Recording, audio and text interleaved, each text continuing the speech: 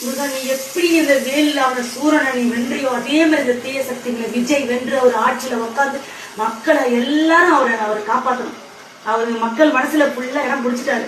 ஆனா அந்த மக்கள் என்னென்னவோ யாராரும் என்னவோ பண்றாங்க. அதெல்லாம் நீ தடுத்து நீ அவரை அந்த ஆட்சியில நீ உட்கார வைக்கணும் முருகா. கோடான கோடி முருகா. முருகா அரோகர கந்தனுக்கு அரோகர.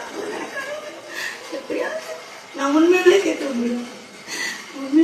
செவ்வாய்க்கிழமை நான் உண்மையிலே கேட்கிறேன். நான் விருதந்தே கேட்கிறேன்.